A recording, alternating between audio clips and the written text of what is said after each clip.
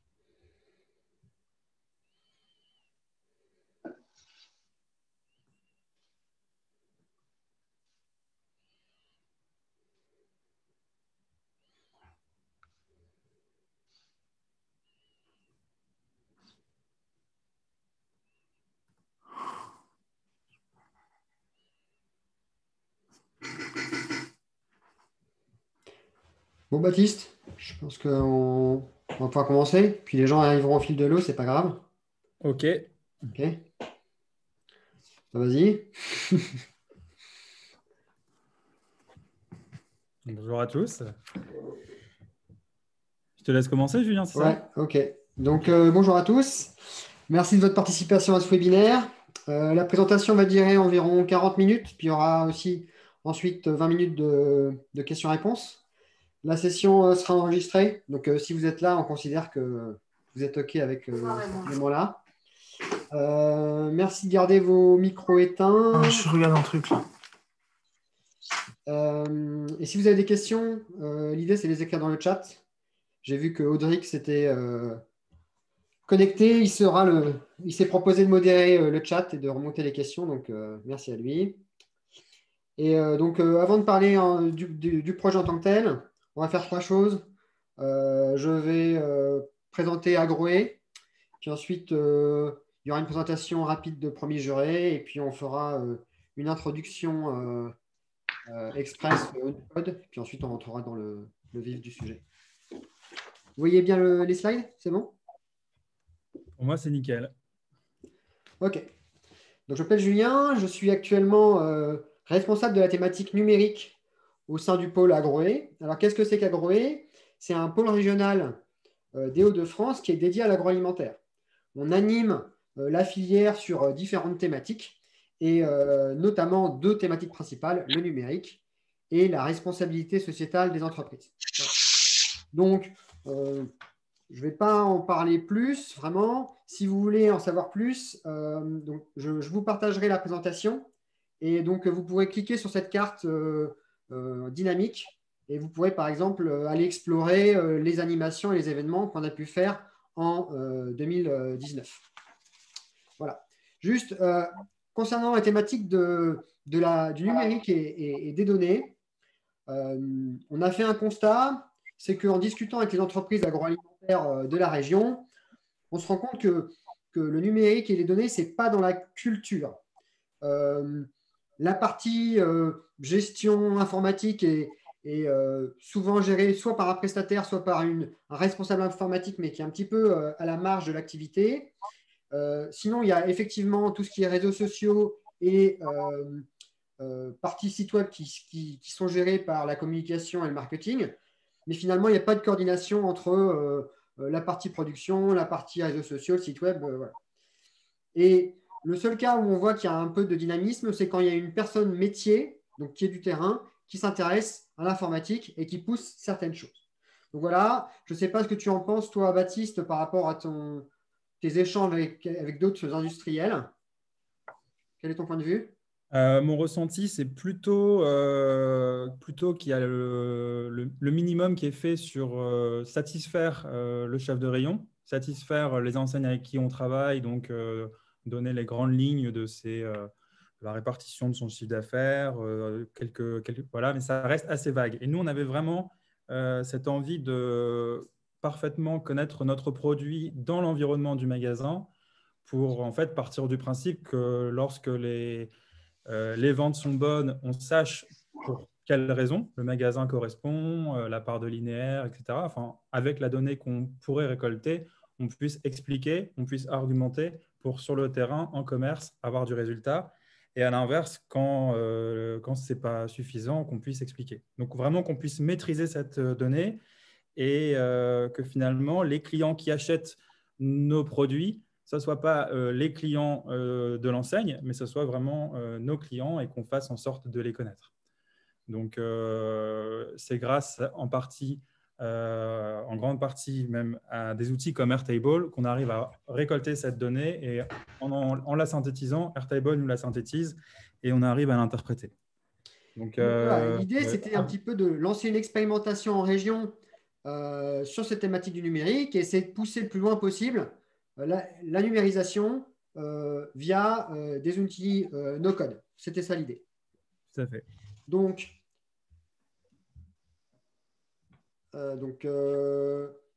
est-ce que on se lance sur la présentation de Promis Juré rapidement? Très rapidement. Donc, entreprise créée en 2017, positionnée donc d'abord sur le produit au centre, avec le goût, la mise en avant du savoir-faire artisanal, l'ancrage territorial. En 2019, on a pris aussi un virage sur l'éco-responsabilité. Notre clientèle, ce sont principalement des magasins, donc des magasins, des géants indépendants, des enseignes de GMS, des restaurateurs.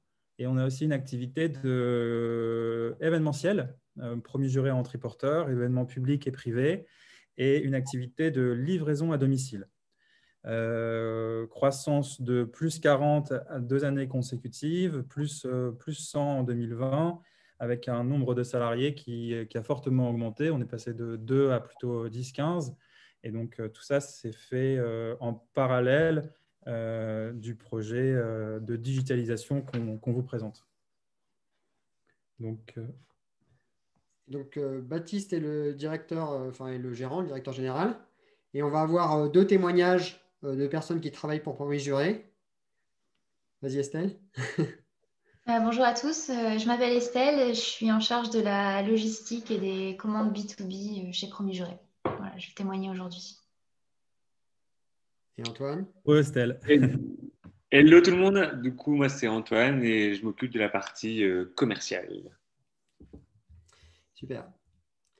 Donc, avant de rentrer sur le projet en tant que tel, 2 mots sur le no-code.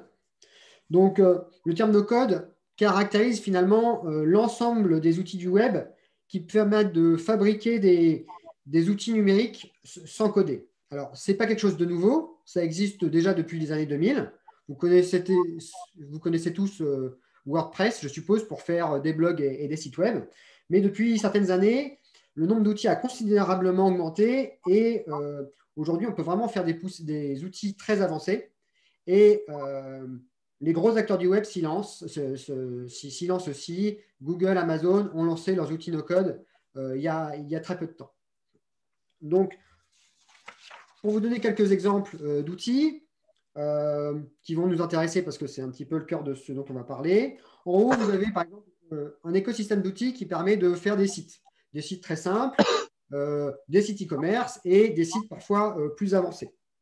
À part les sites, il y a aussi tous les outils qui permettent de gérer de la donnée. On va en parler aujourd'hui. Google Sheet, vous devez connaître. Airtable, on va en parler aujourd'hui. Puis, il y a plein d'autres outils. Google a lancé Tables en bêta il y a quelques mois. Et un autre type d'outil dont on va parler, c'est tout ce qui est connecteur. Donc, c'est les outils qui permettent de connecter des outils entre eux. Et voilà. Et donc, nous, en l'occurrence, aujourd'hui, on va beaucoup parler d'Airtable et parler aussi de Zapier. Donc voilà, maintenant on va rentrer dans le dur du retour d'expérience de ces 6 mois de déploiement d'Airtable et des outils no-code chez Promis Juré. Et donc je te laisse la parole, Baptiste.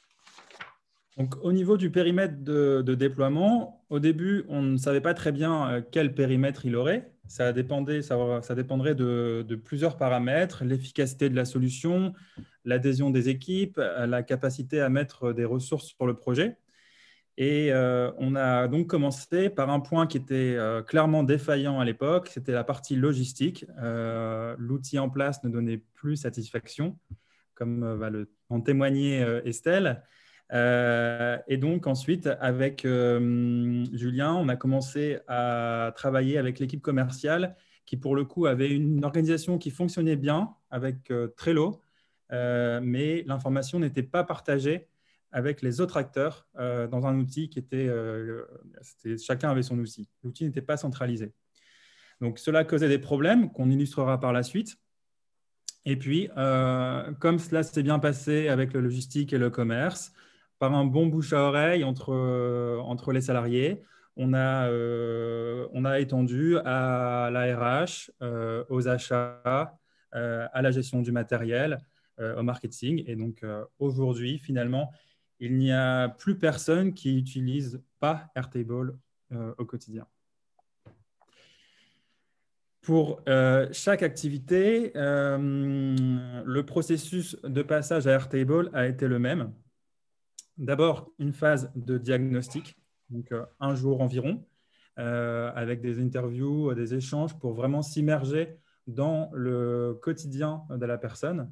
Et donc, vous allez le comprendre, avec Airtable, on part d'une feuille vierge et elle est vraiment formatée à notre organisation. Julien, il a cette phase d'écoute et il adapte l'outil à notre fonctionnement. La phase de conception, en moyenne de 2-3 jours, et puis ensuite beaucoup de tests et d'échanges. L'idée, c'est de mettre assez rapidement en place la fonctionnalité et tout en étant très flexible sur le fait de pouvoir l'ajuster. Vraiment, voilà, ne pas attendre ne jamais attendre l'outil parfait en se disant c'est bon, ça ne bougera plus, on le lance et on est capable de nous l'ajuster. Donc, tout ça partant d'un principe qui est que tout change tout le temps et il faut être en constante évolution. Au niveau des outils déployés, donc à la base, nos outils de travail étaient WhatsApp et la suite Google, donc Sheet et Google Doc, plus donc, le Trello pour les commerciaux et l'information un peu plus structurée. La logique a été de réduire au maximum l'usage de ces outils.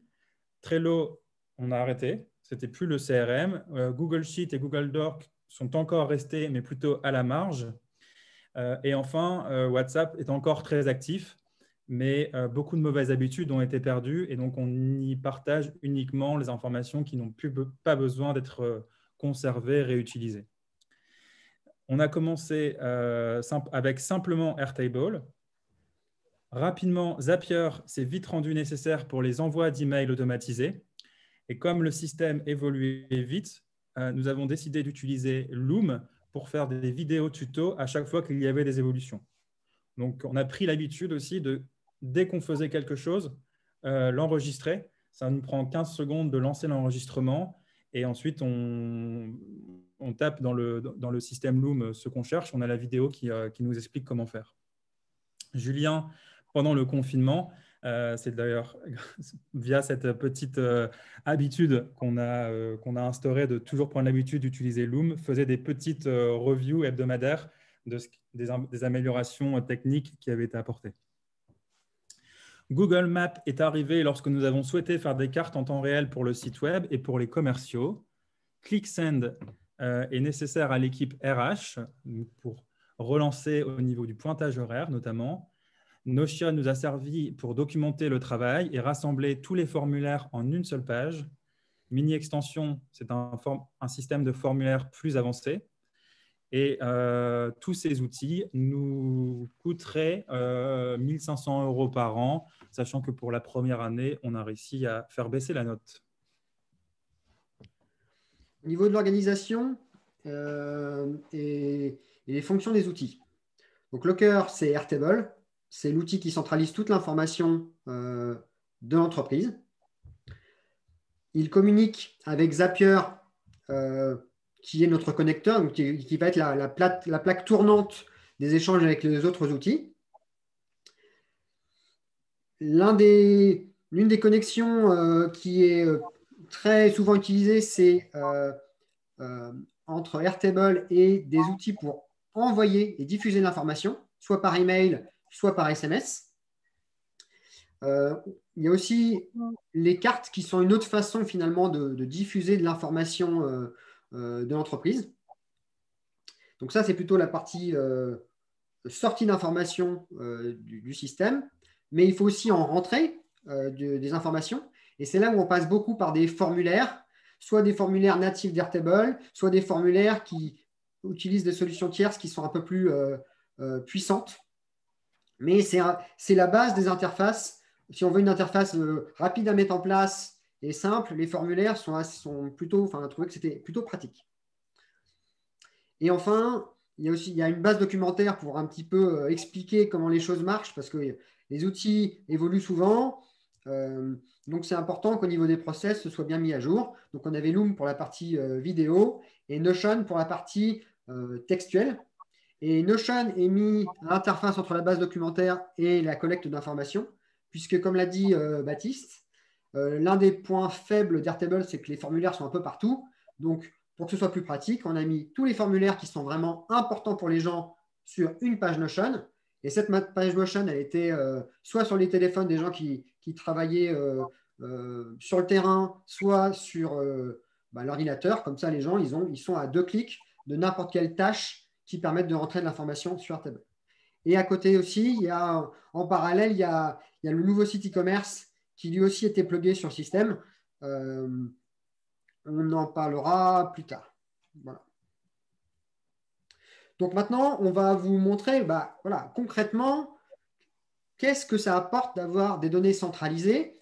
On va étudier un avant-après d'un cas concret et d'un outil qui est dans beaucoup d'entreprises. C'est la mise à jour de la carte des points de vente que les gens ont sur le site web. Voilà, c'est un point très concret. Vous avez un site web, vous avez une carte des points de vente. Comment on fait pour mettre à jour? Donc, Baptiste va vous expliquer comment ça se passait et comment ça se passe maintenant.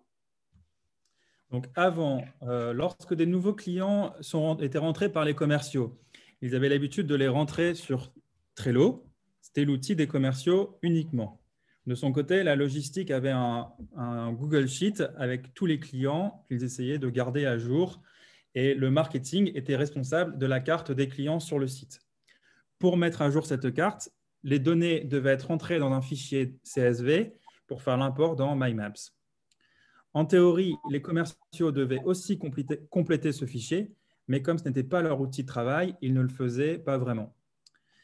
Ils le faisaient un peu quand ils avaient le temps, et donc le marketing et la logistique devaient régulièrement demander de l'info au commerce. Plusieurs problèmes. La carte avait régulièrement du retard. Comme la donnée a été manipulée plusieurs fois, les risques d'erreur étaient multipliés et les gens, il fallait qu'ils pensent à se parler. Donc, voilà, c'est bien de se parler, hein, rien contre ça, mais disons que c'était des discussions qui n'apportaient pas vraiment de plus-value. Aujourd'hui, dès que le commercial rentre un nouveau client, il le met sur Airtable, forcément, il n'a pas le choix s'il veut que sa commande soit enregistrée. Le statut du magasin ou du resto passe de prospect à client et immédiatement, la carte est mise à jour. Donc finalement, c'est totalement indolore. Et de plus, au moment de ce passage, il est également pris en compte dans une multitude d'autres indicateurs, d'autres calculs.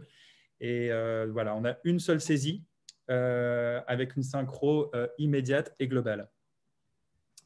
C'est donc la personne qui prend en premier l'information, qui la met dans le système et qui met à jour le système sans même s'en rendre compte. Donc, dans le process d'avant, lorsqu'on rentrait un nouveau client, il y avait tout un travail qu'on ne matérialisait pas d'un point de vue coût. Et c'était sûrement un coût assez important. Aujourd'hui, c'est $1. Et voilà, on arrive à. Je pars toujours du principe qu'avant qu'un client rapporte de l'argent, il coûte dans la mise en place, dans l'enregistrement de toutes les données, etc. Et sur cette partie marketing, site internet, le coût est passé à 0. Donc maintenant, on va passer à d'autres retours d'expérience des différentes équipes. Donc c'est là où il va y avoir les différents témoignages. Donc Estelle, tu peux y aller. Alors, moi, je vais vous témoigner un peu ce qui a changé pour moi depuis l'installation d'Airtable chez Promis Juré. Donc, sur la partie logistique, sur mon métier en particulier, j'avais deux principaux problèmes qui ont été résolus par Airtable. Donc, c'est la double saisie, transmission d'informations via WhatsApp, comme on vient d'en parler, et aussi des tâches répétitives et sans valeur ajoutée, comme l'envoi d'email. Donc, sur la double saisie, j'ai un exemple concret, c'est sur la préparation des commandes B2B. Donc, avant Airtable, le préparateur faisait sa commande au stock, dans la chambre froide, et il sortait physiquement les colis. Puis, il m'envoyait sur WhatsApp la liste des numéros de lots et de produits préparés pour que je puisse à mon tour les retranscrire dans un fichier stock sur Google Sheet. Donc, aujourd'hui, la commande, elle est rentrée directement dans Airtable avec la liste des produits à préparer et le préparateur peut directement saisir les numéros de lot en temps réel via son téléphone sur Airtable. Donc, c'est assez pratique. Et aujourd'hui, je peux vraiment dire que cette information que je devais à l'époque recopier, aujourd'hui, c'est quelque chose à laquelle je ne pense plus du tout. Je mets ma commande, elle part, elle est traitée par le préparateur et c'est vraiment libérateur au niveau de l'esprit, ces choses qui sont latentes tout le temps dans la tête. Et ensuite, sur la partie tâches répétitives, donc c'est les envois de mails, c'est ce qu'on voit sur la slide. Donc au quotidien, j'envoyais beaucoup de mails pour informer les clients sur le traitement de leurs commandes. Donc un travail qui est fastidieux, répétitif, parce qu'il fallait écrire chaque mail à la main, rechercher les adresses email des destinataires et s'assurer qu'elles soient bien à jour. Donc j'envoyais en moyenne 3 mails par commande. Une confirmation de commande, un rappel, votre livraison a lieu tel jour, et aussi l'envoi de la facture après la livraison. Donc aujourd'hui, les commandes, elles sont dans Airtable, complétées avec toutes les infos nécessaires, et je n'ai plus qu'à cliquer sur envoyer l'email, et donc ça, c'est magique. Je crois que c'est ce que j'ai dit la première fois que j'ai utilisé la fonctionnalité, c'est vraiment magique. Le gain de temps est vraiment significatif. En moyenne, je gagne 1 minute par email automatisé. Donc, si j'envoie 3 mails, 3 minutes par commande, et sur une journée où je traite 10 commandes, une demi-heure, quoi. Donc, c'est assez plaisant. Je vous partage également une anecdote, ce qui a été un peu compliqué au début avec Airtable. Donc, tout au début du déploiement, chacun pouvait aller, sans le vouloir, modifier des filtres dans différentes vues. Et on avait régulièrement des messages sur WhatsApp qui a touché à mes filtres, ça va pas du tout, tout est cassé. Et donc aujourd'hui, c'est quelque chose sur lequel on est sensibilisé et les vues sont verrouillées maintenant, donc il n'y a plus de problème. Donc voilà. Pour conclure ce témoignage, je vous dirais juste que aujourd'hui, mon travail est devenu, au fur et à mesure du déploiement d'Airtable, beaucoup plus stimulant, car moins laborieux sur certaines tâches. Je me sens mieux dans mon travail, je sens que mes compétences sont mieux utilisées. Je passe vraiment du temps à réfléchir à des améliorations avec le temps que je gagne sur des choses qui n'avaient pas de valeur ajoutée. Et donc, voilà, amélioration continue, on cherche à optimiser toujours davantage, à aller toujours plus loin. Et voilà. Voilà pour moi. Merci Estelle. Merci. On va passer à Antoine pour le commerce. Ok, donc moi je vais prendre le relais. Donc moi je vais un peu plus vous expliquer comment Airtable a vraiment révolutionné ma vie dans le commercial. Je vais vous montrer du coup comment ça a vraiment boosté notre activité via différents piliers. Je vais me focus sur vraiment deux en particulier. Donc, le premier, ça a vraiment révolutionné notre façon de piloter l'activité commerciale. Et je pense pour bien s'en rendre compte, il faut vraiment comprendre comment c'était avant. Donc, les commerciaux, donc l'équipe des commerciaux, ils avaient à leur disposition un listing client qui était sur Excel. Après, on avait un autre département, la compta, qui avait, elle, toutes les données chiffre d'affaires de chaque magasin. Et à côté de ça, on avait encore un autre département, la logistique, qui avait, elle, une autre information importante pour la partie commerciale, c'est-à-dire les dates des dernières commandes magasin par magasin. Et donc, avec Airtable, magie, l'ensemble de ces informations ont été regroupées sur une même vue. Et clairement, pour moi, c'était le jour et la nuit. Et pour vraiment synthétiser un peu ce que je viens de dire au début, c'est que Airtable a permis vraiment de mettre en place des leviers pour mieux gérer les portefeuilles clients de chaque commercial. Et là, pour mieux illustrer vraiment la partie mieux gérer son portefeuille client, il y a 3 exemples précis que j'aimerais bien un peu partager avec vous. Le premier exemple, c'est que ça permet de bien segmenter le portefeuille de chaque commercial. Là, on a utilisé par exemple le chiffre d'affaires des magasins pour montrer à chaque commercial quel était leur 20-80. Et donc, ils ont pu savoir plus facilement quels sont les clients vraiment habitués. Le deuxième exemple, ça leur a montré de savoir bien déterminer quelles étaient leurs priorités et les clients privilégiés. Là, c'est par exemple sur Airtable, on a mis en place un petit field pour pouvoir classer les magasins en fonction du nombre de jours écoulés sans commande. Et ça nous donne les clients à privilégier. Par exemple, là, un client qui n'a pas passé commande depuis 25 jours, très facilement, le commercial, petite alerte pour dire, écoute, mon petit, ça fait 25 jours qu'un tel, il n'a pas commandé. Donc, est-ce que tu peux peut-être, par exemple, avoir une interaction avec lui pour savoir les raisons ou lui proposer de faire une commande. Et le troisième exemple, ça va être la mise en place justement de tableaux, de bords, qui permettent vraiment d'analyser chaque mois l'évolution de certains KPI. Et pour nous, par exemple, c'était les KPI importants, c'était la fréquence et le volume. Et Airtable nous a vraiment, nous permet tous les jours d'avoir justement l'évolution de ces deux KPI.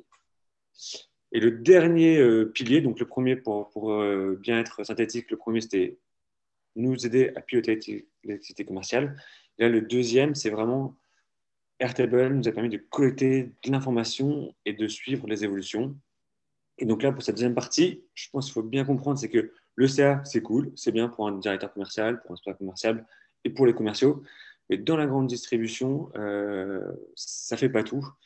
Et donc, du coup, pour mettre en place vraiment des plans d'action qui sont pertinents, il faut plus. Et c'est par exemple les KPI comme l'ADN.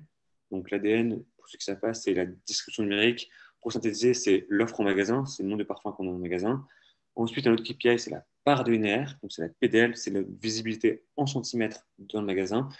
Et après, on a la MEA, donc c'est la mise en avant. C'est par exemple si on a des TG, des têtes de gondole, ou aussi les produits sont placés en aile centrale. Et donc, avec Airtable, ce qu'on a réussi à faire, c'est qu'on a créé des comptes rendus de visite. Donc, pour vraiment synthétiser, c'est une sorte d'application que les commerciaux ont sur leur portable. Ils vont au magasin et ils vont répondre à des questions qui sont très simples et rapides, qui vont nous permettre de collecter de l'information et aussi de les challenger dans chacun des magasins qu'ils ont à visiter. Exemple précis, c'est par exemple pour la part de linéaire, c'est de leur dire en question très simple sur le formulaire, est-ce que par exemple la part de linéaire de premier jury est supérieure à Häagen-Dazs? Est-ce que notre offre par exemple est à hauteur des yeux? Et à partir de toutes ces informations-là, on va savoir vraiment dans chaque magasin quelles sont nos forces, quelles sont nos faiblesses.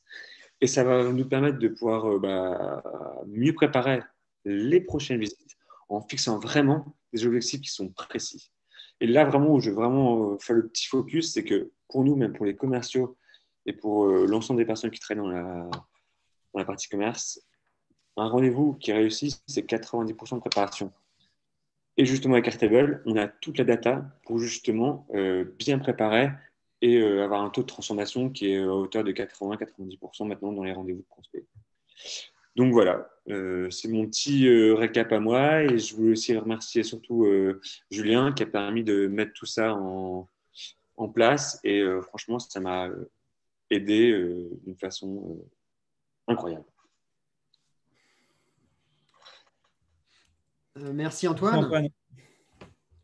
Sachant que voilà, Antoine, à la base, c'est pas quelqu'un qui est super pro technologie et il s'y est mis et puis maintenant il apprécie. J'ai quelque chose qui me revient en tête. Je me souviens qu'il y a quelques semaines, Antoine vient chez Promis Juré depuis, pas depuis très longtemps, quelques mois, 6-8 mois, je dirais. Et il vient d'un gros groupe et il avait le sentiment que chez Promis Juré, on était plus avancé dans la connaissance client, dans la partie CRM que finalement dans une multinationale. Et notamment par le fait que dans les grands groupes, ils collectent de l'information, mais l'information remonte. Et finalement, il n'y a pas cette redescente de l'information aux équipes métiers pour qu'elles travaillent mieux. Voilà. Et ça, c'était un point qu'il appréciait, le fait que ce n'était pas de la direction générale qui collectait de l'information, c'est l'information qui était collectée, mais collectée pour eux, pour qu'ils travaillent mieux. Et ça, c'est un point, je pense, fondamental qui parfois pêche peut-être dans les gros projets ici de grands groupes et qui pourtant est fondamental si on veut que les équipes du terrain remplissent et renseignent correctement l'information. Yes. On va passer un petit peu à la RH. Alors, la RH, c'est une fonction assez difficile à intégrer à Airtable parce qu'il y a plein de réglementations, il y a plein de cas particuliers. Donc, on n'a pas réussi à tout digitaliser. Néanmoins, on a au moins réussi à créer un petit système de pointage avec un formulaire où les gens, tous les jours, ils notent leurs horaires ou s'ils sont cadres, ils disent juste qu'ils sont là ou qu'ils ne sont pas là. Et en mettant ça en place, on a rapidement vu que finalement, ils ne le faisaient pas. Enfin, ou pas souvent. Donc, on a mis en place un petit système de notification qui fait que s'ils ne remplissent pas le lendemain matin à 9 h, ils reçoivent un petit SMS pour leur dire s'il te plaît, remplis tes horaires. Et ça a amélioré les choses. Et donc, tout ce système-là, ça permet à la responsable RH de moins courir derrière les gens à la fin du mois pour savoir ce qu'ils ont comme horaire. Après les RH, on va parler du marketing et d'e-commerce. Donc, alors là, là, ce que je vous montre, ce n'est pas Airtable, c'est Zapier. Donc, c'est pour vous montrer un petit peu un workflow, un espèce de processus qui se passe. Donc là, c'est le processus d'import des informations du site web. L'idée, c'est que dès qu'il y a une commande, on va collecter à la fois les informations du client et les informations de commande.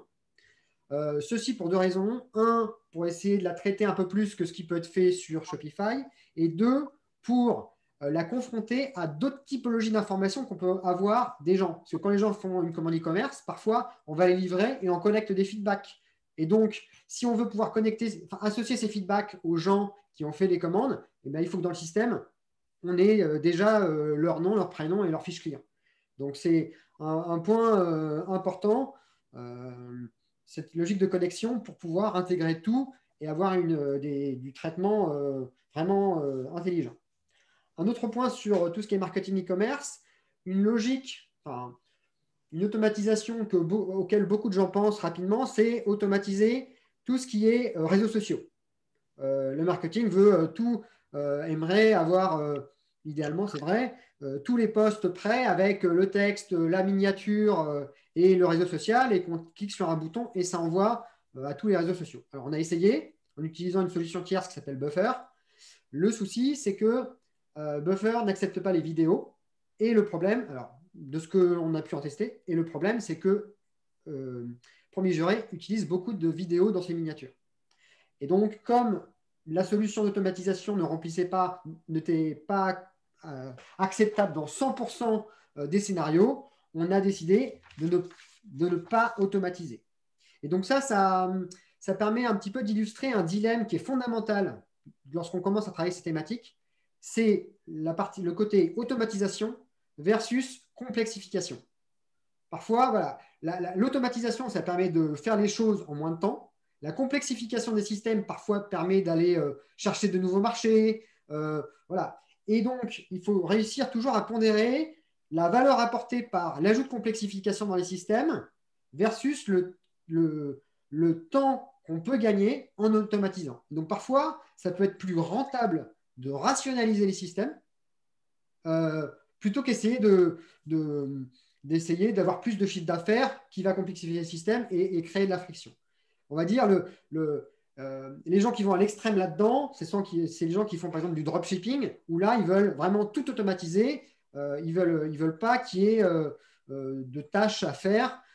Et donc, ça permet à des gens tout seuls de gérer beaucoup d'activités, de générer beaucoup d'activités, mais parce qu'ils se disent, mon objectif, c'est l'automatisation, c'est pas d'avoir une activité complexe. Voilà. Baptiste, c'est à toi pour parler un petit peu. Voilà, on a parlé des gains un petit peu de façon concrète, mais quelle a été la dynamique en termes de temps gagné au niveau du projet? Parce que voilà, c'est 6 mois, c'est long. Est-ce que Baptiste, tu peux nous parler un peu de ton ressenti en tant que directeur général? Globalement, c'est un investissement sur lequel il faut être un petit peu patient pour avoir un retour sur investissement, puisqu'on le voit sur la courbe est en dessous de la barre horizontale. Donc, ça nous prend plus de temps que ça nous en fait gagner. Le fait de faire ces phases d'échange, de construction de l'outil, d'adaptation, test and learn, le fait aussi de transférer les données, parce qu'il y a des imports qu'on peut faire en masse, mais il y a également des éléments, des lignes qu'il faut remplir. Et donc, il y a une personne pendant 15 jours qui a rempli des lignes sur Airtable. On est du coup sur un outil qui nous prend plus de temps, qui nous en fait gagner.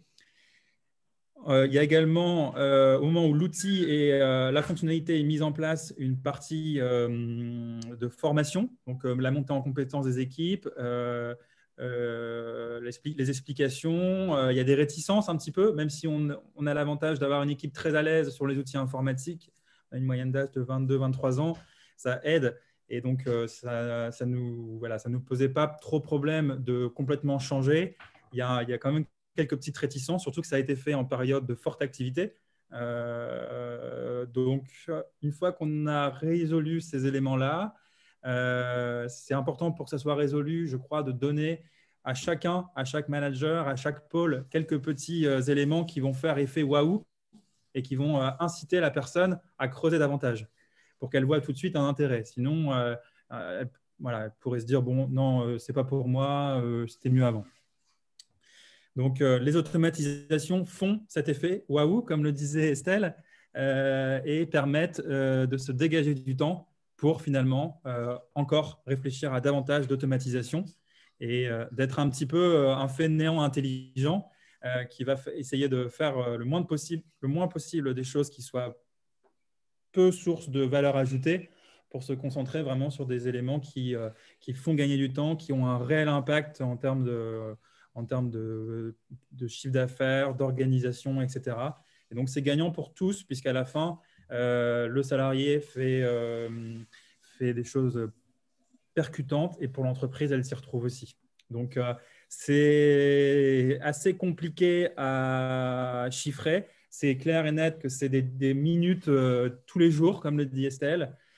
C'est clair qu'en termes de développement commercial, on n'aurait pas pu développer sans Airtable.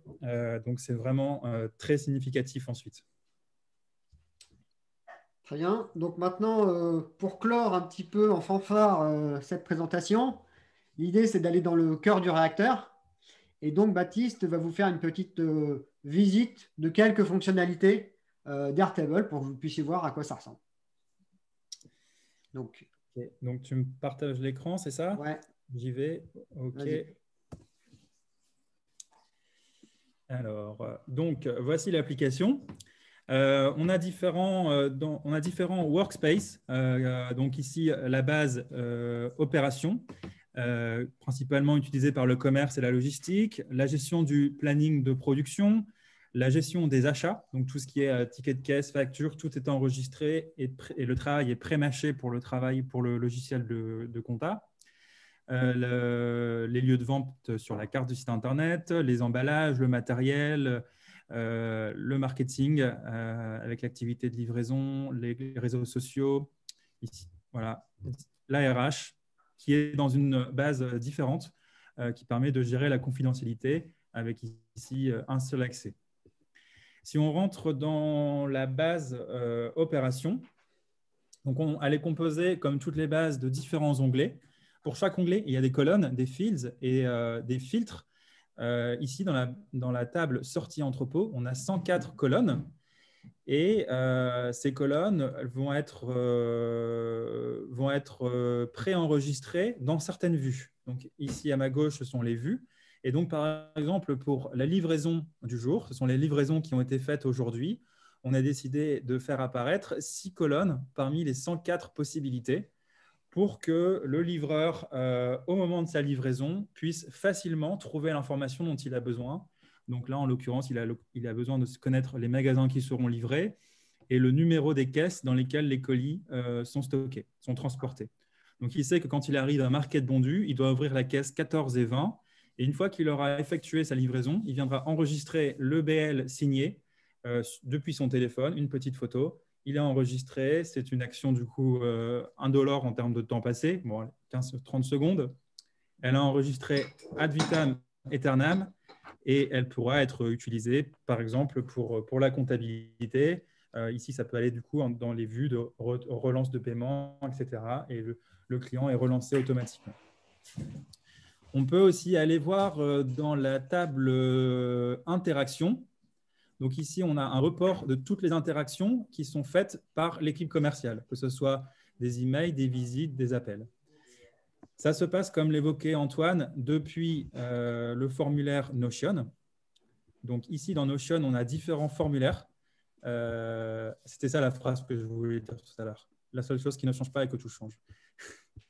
Et donc, quand on clique sur le compte-rendu visite 2021, on vient indiquer ici les questions qu'évoquait Antoine. Donc, on vient préciser son type de visite et répondre voilà, à ces questions simples en précisant aussi l'ADN. On vient mettre des photos du rayon. Et quand on clique sur fin, la ligne apparaît dans Airtable à cet endroit. Et donc, voilà, on peut facilement se rendre compte de ce qui se passe en magasin. Antoine commente chaque visite pour donner des axes d'amélioration sur le client, sur la façon dont le rendez-vous a été vécu, etc. Et puis, moi, c'est vrai que ça me permet aujourd'hui de passer de, il y a un an, 60, vraiment une part significative de mon temps passé en magasin, à une part quasiment aujourd'hui proche de zéro, tout en étant très proche aussi de ce qui se passe, en ayant vraiment un ressenti de ce qui se passe au niveau de chaque magasin.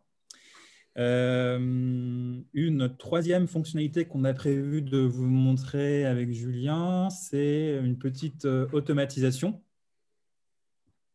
sur la fonctionnalité proposer une commande. Donc ici, on est sur la table client-prospect, la vue proposer une commande. Sur la base d'un nombre de jours de commande, on peut cliquer sur le bouton proposer la commande. Donc là, on va le faire en live. On va le faire avec le client Moselle, dont Alix m'a dit qu'on pouvait le contacter. Et donc ici, il a passé commande, il a 67 jours. On va cliquer sur le bouton proposer la commande.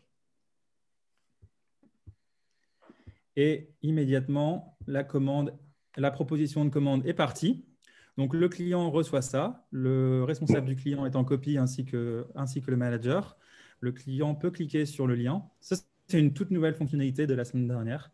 Il arrive sur ce formulaire-ci et donc il peut choisir les produits. 10 colis de café.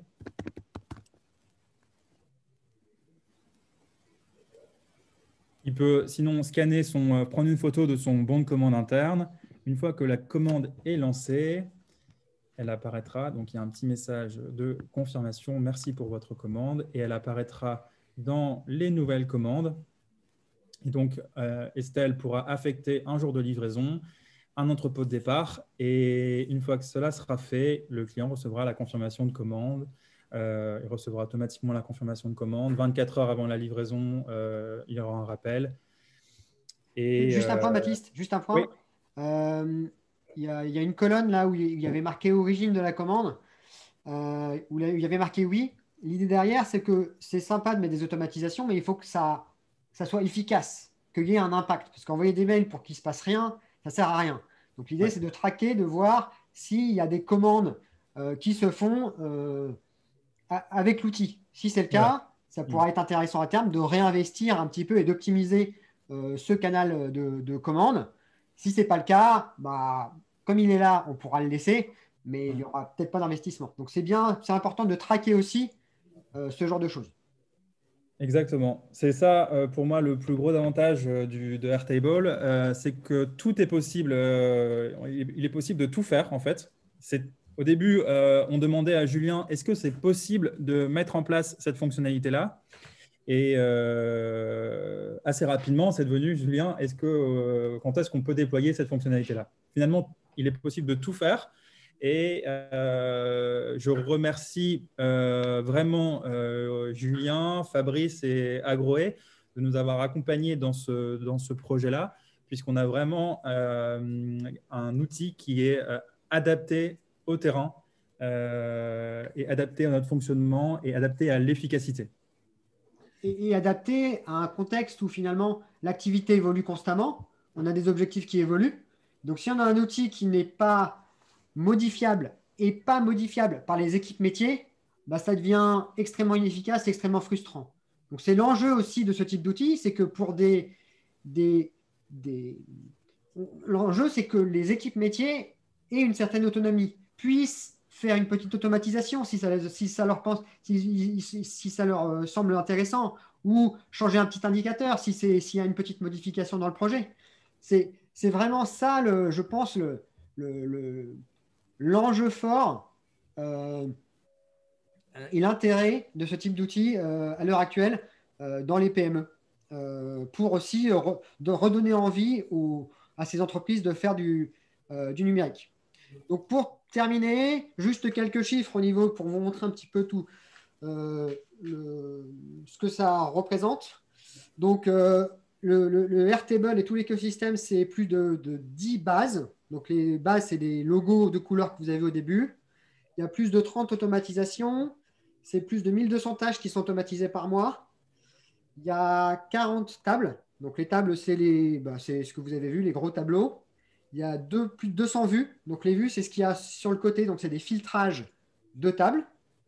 Il y a plus de 1000 champs. Donc ça veut dire 1000 colonnes dans l'ensemble du système. Alors il y a des colonnes qui servent pas beaucoup. Par exemple, il y a des colonnes qui sont juste là pour indiquer le mois, la semaine ou l'année. Mais il y a quand même beaucoup d'informations. Et pour l'instant, on est à plus de 15 000 enregistrements dans le système en 6 mois, 6-7 mois. Donc voilà. Dernier petit élément. Donc ça, c'est une... Tu voulais dire quelque chose, Baptiste? Non, c'est bon. Ouais. Ça, c'est un screenshot du WhatsApp de l'entreprise de la semaine dernière. L'idée, c'est que quand je suis arrivé, c'est vrai que j'étais un petit peu interrogé. Enfin, je me posais beaucoup de questions sur WhatsApp et le fait que toute l'information importante et qui devait être stockée passait par WhatsApp, et donc il y avait beaucoup de pertes. Donc WhatsApp n'a pas disparu, mais on se rend compte que Airtable a même imprégné les échanges, puisqu'il est au cœur finalement de toutes les discussions business en permanence, parce que derrière des activités, des process, il y a le système d'information qu'on va faire changer pour que ça soit adapté à la façon de fonctionner au quotidien. Donc voilà, merci. Je ne sais pas si vous avez des questions ou des remarques, des questions à des gens en particulier ou des remarques. Il faudrait aller voir dans le chat. Je ne crois pas avoir vu de questions. Attendez. Pour l'instant, il n'y a pas de questions. S'il y a des gens qui veulent prendre la parole, ils peuvent. La première question, c'est la plus compliquée. Allez-y. Alors, je vais prendre la parole. Je ne sais pas si on m'entend. Ouais. Je voulais remercier aussi Baptiste, remercier tous ses remerciements et aussi positionner l'idée dans laquelle on avait collaboré, parce que tu as aussi le courage d'essuyer un peu les plâtres avec nous, parce que c'était exploratoire des deux côtés. C'est que nous aussi, entre guillemets, t'utilises pour voir un peu comment on peut mettre en place des solutions qui, on espère aujourd'hui et demain, intéressent d'autres entreprises.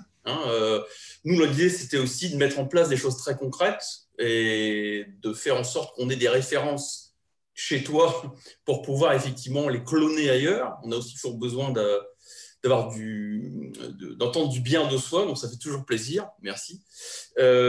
Dire aussi que, comme Julien ne l'a pas dit, mais véritablement, enfin, il l'a dit incidemment, mais c'est aussi du sur-mesure, parce que voilà, forcément, il y a eu toute une période d'exploration. La situation chez Baptiste, c'est peut-être pas la même que chez Christophe, par exemple. Donc, bien évidemment, l'idée, elle n'est pas de cloner systématiquement, elle est bien de travailler sur ces sujets-là. Et puis, il y a aussi quelque chose que je trouve toujours intéressant depuis que je suis agro et bien avant. Tu as cité un proverbe chinois qui était de dire ce qui ne change jamais, c'est que tout change, je crois. Voilà. Ah, c'est ça, j'avais un peu de mal à le retrouver aussi. Non, mais bon, voilà, on est d'accord, effectivement. Surtout en ce moment, d'ailleurs, on voit à quel point les périodes de crise sanitaire ou autres ont vraiment montré qu'il fallait s'adapter très, très vite, y compris pour nous. Mais c'est vrai qu'il y a aussi une chose que moi, j'ai toujours vu quand on travaille avec les PME, alors je ne suis pas de l'agroalimentaire, c'est que prendre une décision n'est rien, c'est prendre la décision. Agir n'est rien, c'est prendre la décision. Tu vois, moi aussi, je me trompe. Agir n'est rien, c'est prendre la décision d'agir qui est compliqué. Et là aussi, c'est vrai que la plupart du temps, des entreprises sont habituées à des modèles. Et je pense aussi que c'est la jeunesse à la fois de ton entreprise et des gens qui composent ton entreprise qui peut-être aussi sont des gens qui sont peut-être plus enclins à appréhender des nouvelles techniques. Donc voilà, ça aussi, c'est toute cette difficulté qu'on a parfois, mais ça, c'est un autre sujet. Voilà. Donc dire que c'était aussi une collaboration à deux. C'est-à-dire qu'effectivement, nous aussi, et je te remercie, on a pu, via Julien, qui est passionné par ce qu'il fait chez toi, voilà, parce qu'effectivement, il y a tout ce côté nouveau, exploratoire. Tu l'as dit, pas beaucoup, mais tu l'as quand même dit aussi des opérations qui, pour l'entreprise, restent pour l'instant à des coûts assez modérés, parce que parfois, avoir accès à des grosses ERP ou des CRM, ça peut coûter très, très cher. Donc, nous, le challenge, c'était ça aussi. Et puis, adapter nos réponses, en tout cas pour Agroé, plutôt à des PME. Là aussi, l'idée, c'est celle-là où parfois, on avait l'impression qu'il y avait un trou dans la raquette, où en disant, il y a des gros systèmes, les petits boss se disent, je vais rester avec Excel, tant pis, je vais me débrouiller comme ça. Comme disait Estelle, je vais perdre 1 minute par mail, je crois, c'est ça, et à la fin de l'année. Bah ouais, ça, c'est super ce que tu as dit, parce qu'effectivement, à la fin de l'année, mine de rien, c'est quand même quelque chose qui était intéressant. Voilà, je voulais juste dire ça, et que bien évidemment, tous ceux qui sont intéressés pour mettre en place une partie ou la totalité, parce que vous avez quand même fait beaucoup de choses et ce n'est pas fini, des solutions, on est bien évidemment à votre service et par intermédiaire de Julien pour vous aider sur ces sujets-là. Voilà, tout ce que je ne vais pas monopoliser la parole, mais c'est ce que je voulais. Donc, juste une petite question quand même. Est-ce que tu penses, alors je m'adresse à toute l'équipe qui est présente, est-ce que vous pensez que finalement, le fait que ce soit une entreprise relativement récente, je ne vais pas dire jeune, mais quand même relativement récente, et le fait quand même que tu aies une moyenne d'âge, même si tous ne sont pas complètement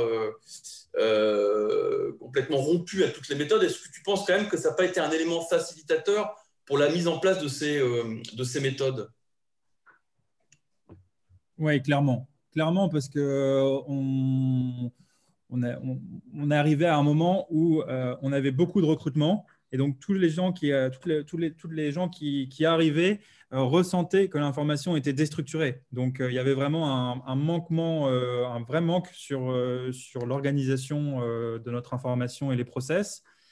Et puis, il n'y avait pas trop d'habitudes. Les habitudes étaient… C'est vrai qu'avoir une entreprise jeune, ça veut dire avoir des gens qui ne sont pas là depuis des dizaines d'années. Donc, c'est toujours plus facile de changer des habitudes qui ont été prises depuis quelques mois que depuis des années. Et en effet, après, la jeunesse fait qu'il y a quand même l'aptitude à être à l'aise sur l'outil. Il y a des éléments qui peuvent être, je crois, un peu perturbants. J'imagine un peu perturbants.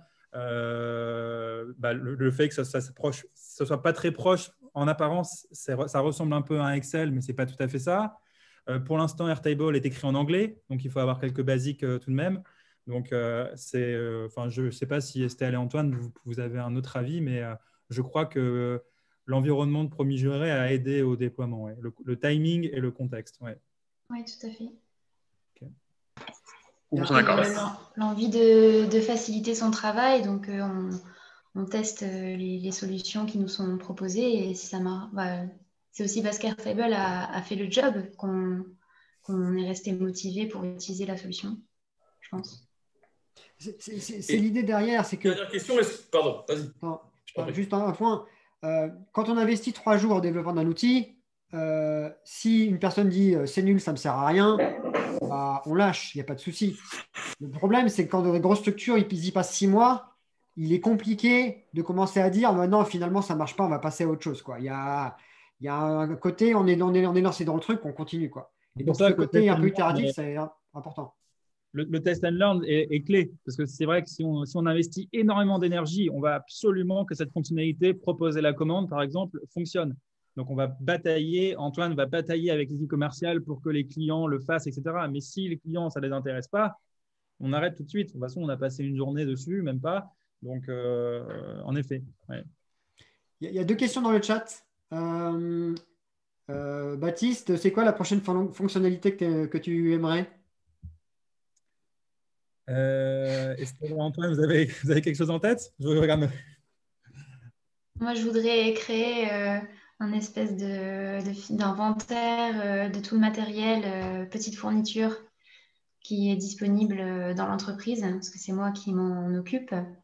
Je fais un gros travail de rangement et bon, c'est bien de savoir ce qu'on a en stock avant de commencer à commander. Ça permet de faire des économies aussi de petites sommes par-ci par-là. Donc, pour moi, c'est ça, c'est un espèce de catalogue. Je tape, je cherche telle chose, admettons des trombones, est-ce qu'on en a et à quel endroit? Et je viendrai donner l'emplacement à la personne qui le cherche. Il y a une autre question, c'est d'un point de vue pratique, quel est le matériel qu'ont les équipes? Des portables, des tablettes? Juste pour rajouter un petit point sur la question précédente, on arrive quand même un peu à un stade maintenant où ça va être aussi beaucoup optimiser l'existant, peaufiner les rouages, je crois. On va faire des adaptations. Là, on doit sur le commerce adapter le formulaire. Et voilà, d'un point de vue technique, on commence à avoir mis les grosses briques et maintenant, ça va vraiment être de l'adapter à la perfection pour chaque métier. La question sur le portable tablette. Alors, Airtable n'est pas vraiment designé, optimisé à 1000% pour le portable et la tablette, mais il fait tout à fait le boulot et on l'utilise au quotidien. Donc, c'est quand même, comme vous l'avez vu, des milliers de colonnes, beaucoup de lignes. Donc, on est quand même plus à l'aise sur un écran. D'ailleurs, moi, j'en ai même 3 dans mon bureau. Mais sur tablette, ça fonctionne parfaitement. Et petite remarque, vaut mieux être sous Android que sous Apple. On est tous sur Apple, ça. Ouais, Voilà, sauf moi. pas... Et c'est mieux sous Android. Il y avait une question sur les API. Je ne comprends pas tout à fait la question. Non, il n'y a pas de lien vraiment vers la comptabilité pour l'instant. Nous, on est sur Cegid. Ah oui. Donc, il n'y a pas de lien automatisé. C'est vrai que quand on a montré à notre expert comptable, elle a été vraiment, je crois qu'elle a été un peu bluffée, mais elle nous a dit qu'elle regarderait, qu'il y aurait sûrement des ponts. Ça date d'il y a quelques semaines, on n'est pas encore revenu vers elle. Je ne suis pas sûr qu'il y en ait, donc on va creuser ça. Mais en tout cas, ça permet dans tous les cas de pré-mâcher le travail dans le sens où toutes les infos sont là, les tickets manquants, on arrive à les collecter. S'ils ne sont pas collectés, le manager reçoit une notification qui dit « Attention, quelqu'un de ton équipe n'a pas donné un ticket ». Voilà, donc rien que cet élément-là, déjà, c'est de ne pas courir après les reçus, que toute l'information soit déjà enregistrée d'un point de vue digital. C'est un énorme gain de temps. Et après, juste, je rajouterais pour peut-être les améliorations qu'on peut peut-être adapter à Promigera via l'outil Airtable. Si on prend la situation actuelle où on sait tous, il y a la crise sanitaire, il faut pouvoir être agile, être souple. Et je pense qu'avec Airtable, ce qu'on peut aussi mettre en place, ça va être des outils qui vont permettre à faire évaluer des scénarios. Genre, par exemple, on sait très bien qu'avec le Covid, on a plus de croissance chez Drive. Et du coup, pouvoir se projeter en disant, OK, si mes Drive rapportent autant de croissance, avec le Covid, qu'est-ce que ça peut engendrer sur mes autres canaux de distribution? Voilà. Faire plein de scénarios différents et pouvoir justement, en temps réel, pouvoir prendre la bonne décision. Il y a une question sur les données, la sauvegarde des données. Alors, on a un an d'historique directement dans Airtable, c'est-à-dire que si demain, quelqu'un rentre sur le système et efface tout, on peut demander à Airtable d'avoir l'état du système d'hier ou d'avant-hier. En parallèle, on fait un backup sur Dropbox. Mini Extension permet de faire des synchronisations de backup sur Dropbox. Et si on souhaitait, on va dire, faire un backup sur un disque dur chez soi, je suis en train de discuter avec d'autres consultants Airtable pour voir ce qu'on pourrait faire ou concevoir là-dessus.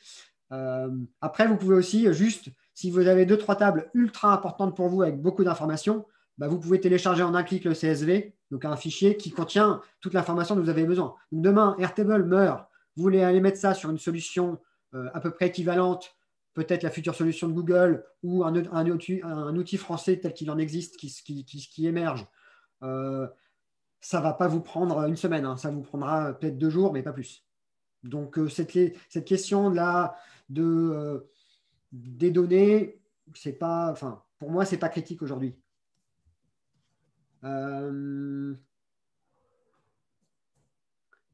Oui, effectivement, alors, il y a Audrey qui a répondu à Christophe, donc ça va. Est-ce que vous avez encore des questions? Dans tous les cas, dès demain, vous aurez accès aux slides et vous aurez accès à la vidéo. Donc, si vous voulez partager la vidéo, vous pourrez la partager aux personnes qui pourraient être intéressées. Les slides, c'est pareil. Donc, je vous enverrai un email avec tout ça.